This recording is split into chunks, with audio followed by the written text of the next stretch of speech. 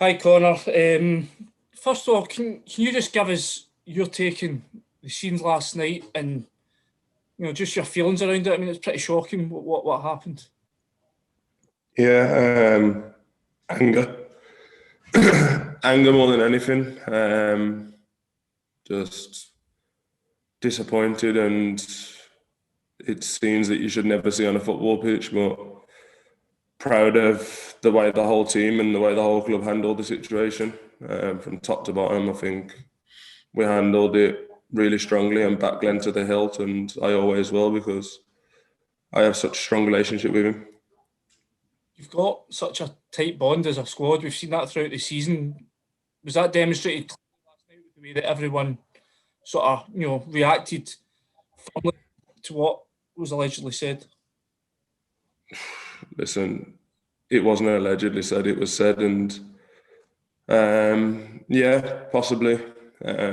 It shows obviously togetherness and the tight knit in the group, but it shouldn't need something like that to show a tight knit in a football group.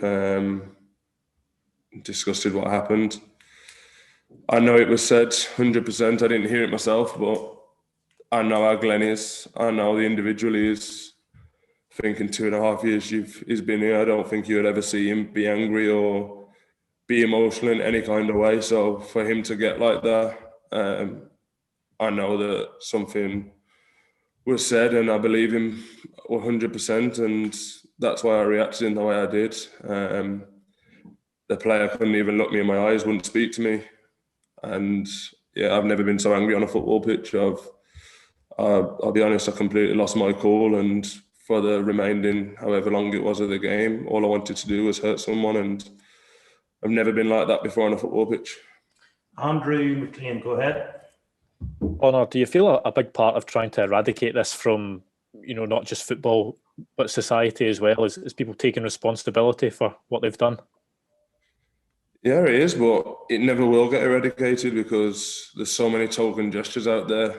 And I'll be honest, taking a knee, token gesture from the higher authorities, take a knee to make it look all like they're doing something to help, but they're not doing anything because when these things happen, there's no consequence. There might be a fine, but it's never enough. Like, what? You get fined more for showing an advertisement on a pair of underwear than you do for being racist or having a group of support or a player being racist towards someone, and it'll never change. Is that? Sorry, Andy, go ahead. Oh, sorry, Connor. I was just going to say, is that the way forward for you? Do you hope to see, harsher punishments when it comes to incidents like this? I just wish that it just wouldn't happen. We're in an age now where I feel a lot's moved forward, but at the same time, when it comes to social media, etc., so much has moved backwards. You have the incident on the pitch where you're already angry, you come into the change room, boys look at the phone, and you're seeing all sorts of emojis of racism from sections of their fans, and it's just hard to take. I don't think you'll ever understand how hard it is to take for us, where you work so hard to get in a position where you become a footballer and become a professional footballer. It's hard enough as it is, and then you do make it, and you still have to carry on with the abuse that comes with it. David Edgar, please. Morning, Connor. With the game coming up on Sunday, is it something now that you guys can focus on as a team, as champions, going into such a big fixture, you leading out the team there as captain? Yeah, of course we will. I think if you wanted one game after last night, it would be an Old Firm. You don't need to talk. You don't need to get anyone up for it. The game speaks for itself, and we'll recover today and prepare tomorrow for a massive game for ourselves and our supporters. Yeah, it'll be an honour to lead the team out there and be captain, but at the same time, I still wish that Tav was playing. So, yeah, it's an honour, but at the same time, I wish my captain was there. Craig Vickers, please.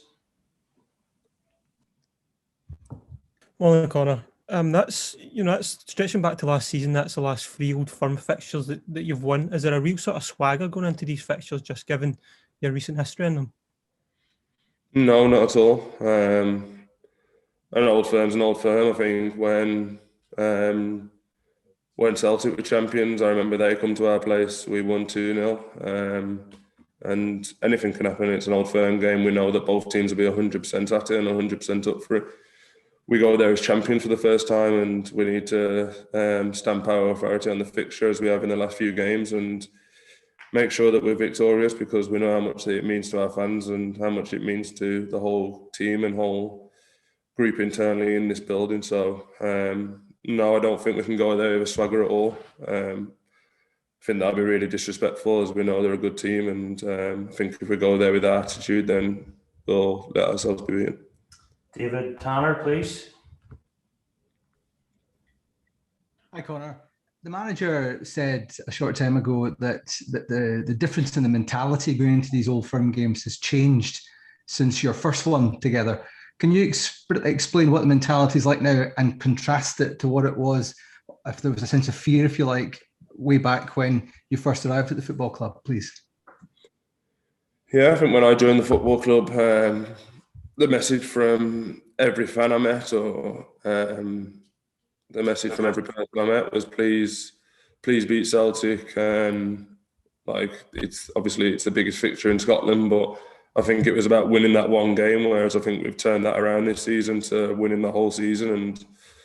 And no matter what happens in the Old Firm, you still have another 34 fixtures to play, and you have to be successful in every other fixture as well. And I think that's the mentality that I've seen change this season. Whenever we've beat them in the past, we've always seemed to have a little slump after that game and probably been on too much of a high. Whereas this season, I feel like after we have beat them, we've managed to go on and win a number of games after it, which has really propelled us this season and obviously helped us to win the league. Raman, go ahead. Hi, Connor. Sorry, I missed the start there. You obviously seemed visibly upset with last night. Can you just give us an understanding what the mindset of the players is and whether you'd be able to put that to the back burner come the game on Sunday? Yeah, of course we will. As I said, the Old Firm speaks for itself, and no one will need any motivation, or we won't need to get up for it.